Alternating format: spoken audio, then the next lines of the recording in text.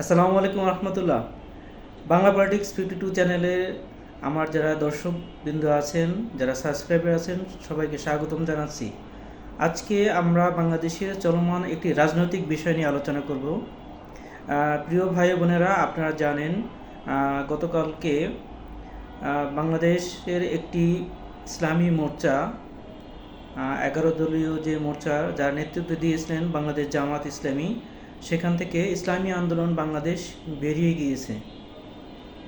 তো ইসলামী আন্দোলন বাংলাদেশ বেরিয়ে যাওয়ার আগে তারা অনেকগুলো কমপ্লেন করেছে, যে কমপ্লেনগুলো অনেক বেশি পুরাতন, অনেক বেশি আমি বলবো হাস্যকর এবং কিছু কিছু ক্ষেত্রে বিরক্তিকর বলে। যেমন তারা বলছিল যে তারা একটি ইসলামী মোর্চা করার জন্য এসেছেন, কিন্তু এসে দেখে যারা শরিয়া আইন চায় না, ইসলামী আইন চায় না, এরকম দলগুলো এখানে আছে। এবং জামাতের মহতারাম আমির উনি একটা জায়গায় বলেছেন, আমরা শরিয়া ভিত্তিতে এখন দেশ চালাবো না যদি আমরা নির্বাচিত হই। তো দেখেন আপনারা, আমি আজকের এই ভিডিওটি মেইনলি করতে চাচ্ছি ইসলামী আন্দোলন বাংলাদেশ অথবা চরমনাই পিরিয়ড যারা অনুসারী আছেন তাদেরকে ডেডিকেটেড করে। প্রিয় ভাইয়েরা, আপনারা একটু খেয়াল করে দেখবেন, যখন এই মোর্চাটি তৈরি হয় তখন কিন্তু এখানে বলাই ছিল এটা কোনো আদর্শিক জোট নয়, এবং এই জোটে যারা অংশগ্রহণ করবে তাদের মেইনলি ভিত্তি ছিল বাংলাদেশের যা স্বাধীনতা এবং সার্বভৌমত্বে যারা বিশ্বাস করে। 24-এর আন্দোলনে যারা অংশগ্রহণ করেছিল, যারা নেতৃত্ব দিয়েছিল, সেই জনতাকে একত্রিত করে একটি নির্বাচনী মোর্চা তৈরি করা হয়েছিল। এটা কোনো আদর্শিক জোট ছিল না, তাই এটাকে ওনারা জোট বলেন না, এটাকে নির্বাচনী ঐক্য।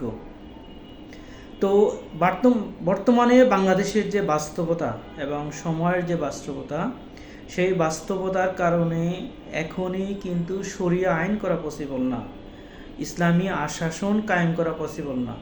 আপনারা একটু খেয়াল করে দেখবেন, আপনাদের দলের যিনি মরহুম আমির ছিলেন, তিনি কিন্তু দলটা যখন প্রতিষ্ঠা করেন তখন এর নাম ছিল ইসলামিক শাসনতন্ত্র আন্দোলন।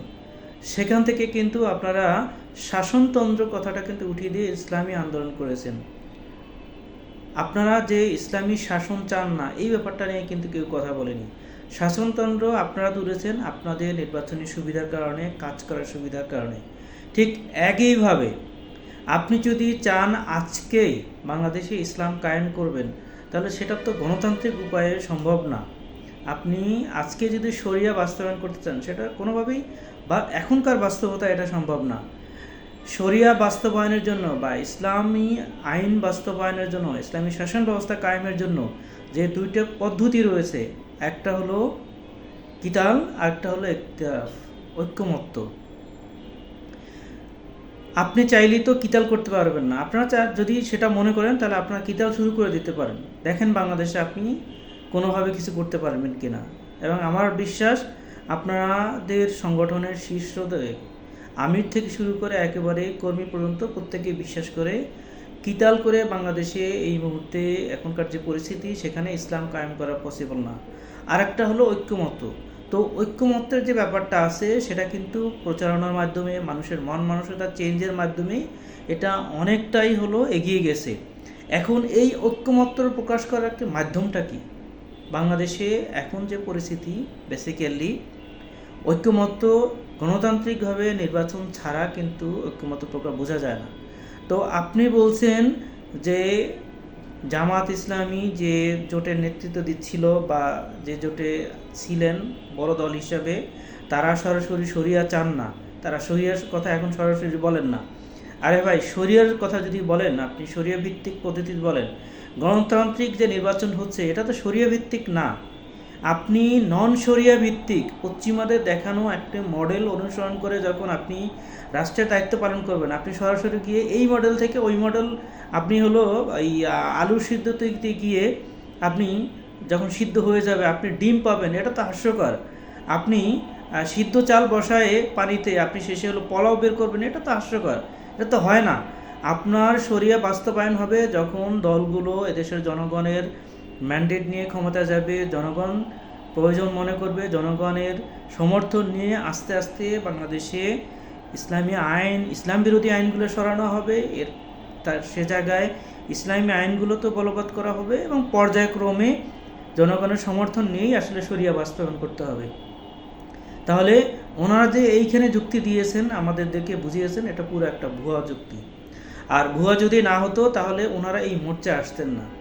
বাস্তবতা হলো চরমনাই হুজুররা বিগত সময়গুলোতে আপনারা হোসেন মোহাম্মদ এরশাদ সে থেকে শুরু করে বিএনপি থেকে শুরু করে বিভিন্ন দলের সাথে নির্বাচনী মোর্চা করেছেন, আপনারা একটু স্মরণ করে দেখবেন। এবং সেই মোর্চাগুলোর প্রতিবারই হলো চরমনাইয়ের যারা নেতা আছেন তারা ভেঙে দিয়েছেন। এবং ভেঙে দেওয়ার ক্ষেত্রে যেটা বলা হয়ে থাকে, হোসেন মোহাম্মদ এরশাদ একবার বলেছিলেন আমার কাছ থেকে তারা 10 কোটি বা 20 কোটি টাকা নিয়েছেন। এবং এমনও বলা হয়ে থাকে চরমনার এই নেতাদেরকে যারা সবসময় নিজেরা কোনো কাজ না করে মুরিদানের টাকায় চলতে অভ্যস্ত, কষ্ট করতে অভ্যস্ত না, তাদেরকে খুব সস্তায় কিনতে পাওয়া যায়। সত্য মিথ্যা আমরা জানি না, এটা যারা অভিযোগ করেন এবং যাদের বিরুদ্ধে অভিযোগ দুই গ্রুপ বলতে পারবেন। তো আমি যে পয়েন্টে আসতে যাচ্ছি যে ওনারা যে দুইটা রিজন বলতেছেন, দুইটা রিজনই ভ্যালিড না, একেবারে ভুয়া যুক্তি। এরপরে তৃতীয় যেটা আসি, মূলত সেটা হলো আসন নিয়ে দাবি। তো চরমনাই বহু বছর ধরে নির্বাচন করবে, আমার মনে হয় 30 বছর ধরে নির্বাচন করছে, তারা একটি সংসদীয় আসন এখনও পাননি। এতদিন ধরে নির্বাচন করছেন, একটি সংসদীয় আসনও পাননি। এটা গেল পিছনের কথা। বর্তমান বাস্তবতায় বাংলাদেশে যতগুলো নির্ভরযোগ্য জরিপ এসেছে, প্রতিটা জরিপে 3 থেকে 4.5% ওনাদের সমর্থন আছে, এটা বলা হচ্ছে।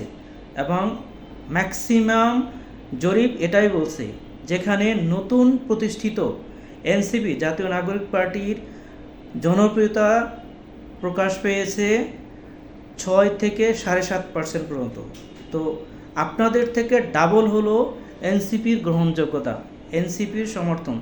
তো সেখানেও যেহেতু এনসিপি 30টা মাত্র আসন পেয়ে, যাদের নেতৃত্বে বাংলাদেশ স্বাধীন হয়েছে, যাদের নেতৃত্বে বাংলাদেশের মানুষ এখন মুক্ত হওয়া চলতে পারছে, ভারতীয় হেজমনি থেকে যারা মুক্তি পেয়েছি, যাদের নেতৃত্বে, তারা যেখানে 30টা আসন পেয়ে সন্তুষ্ট, সেখানে চরমনায়ের 100টি আসন চাওয়া পুরোপুরি হাস্যকর।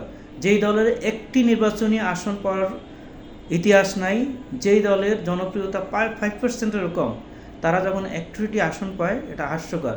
তাদেরকে যখন বলা হয়েছে 40টি আসন, পরে 45টি আসন এবং সর্বশেষ 50টি আসন ফাঁকা রেখে যে নির্বাচনী ঘোষণা দেওয়া হয়েছে, আসন সমঝোতার ঘোষণা দেওয়া হয়েছে, এখানেই তাদেরকে সন্তুষ্ট থাকা উচিত। তারা বাস্তবতা যেটা হলো, এবং সাংবাদিক ইলিয়াস হোসেন সহ বিভিন্ন সাংবাদিক, বিভিন্ন গোয়েন্দা সংস্থার রিপোর্টে এসেছে, মূলত চরমনাই এবং ইসলামিয়া খিলাফত মজলিসের একটা অংশকে টাকা দিয়ে এই নির্বাচন থেকে দূরে সরিয়ে রাখার চেষ্টা করছিল। এবং সম্ভবত চরমনায়ের এই নেতারা টাকার কাছে বিক্রি হয়ে গেছে। আপনারা কর্মীরা বিক্রি হন নাই, কিন্তু তারা বিক্রি হয়ে গেছেন।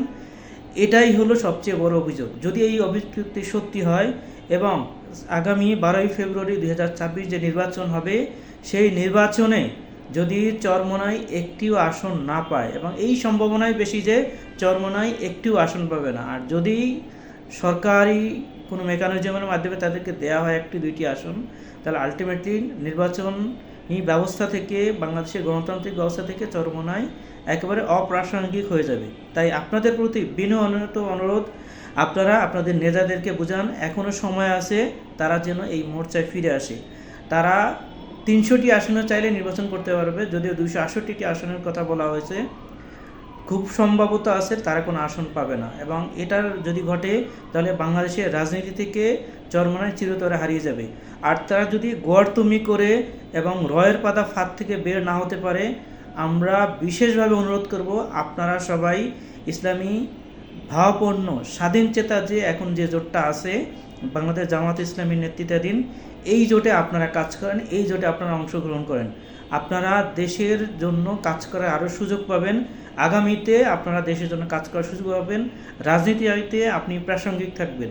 রাজনীতিতে যদি আপনার প্রাসঙ্গিকতা চলে যায়, আপনাকে কেউ ডাকবে না, আপনি মন্দ কাজও করতে পারবেন না, ভালো কাজ করার সুযোগ পাবেন না। এবং আপনারা যেহেতু ইসলাম প্রিয় মানুষ, আপনারা চেষ্টা করেন এই নতুন যে ইসলামী মোর্চা চলছে, আগামী 12ই ফেব্রুয়ারি যে মোর্চাটি নির্বাচনে লড়ে যাবে আপনারা এখানে কাজ করার। আপনাদের প্রতি এই আবেদন রইল, আপনাদের প্রতি এই আবেদন রেখে সবার প্রতি সুস্থতা কামনা করছি এবং নির্বাচনে গণভোটে হ্যাঁ ভোট দেওয়ার জন্য অনুরোধ রাখিয়ে বাংলাদেশের পক্ষে কাজ করার জন্য, দেশের জন্য কাজ করার জন্য, ইসলামের পক্ষে কথা বলার জন্য অনুরোধ জানিয়ে আজকের এই ভিডিওটি আমরা শেষ করছি। সবাইকে অসংখ্য ধন্যবাদ। সালামু আলাইকুম রহমতুল্লাহ। ইনকিলাব জিন্দাবাদ।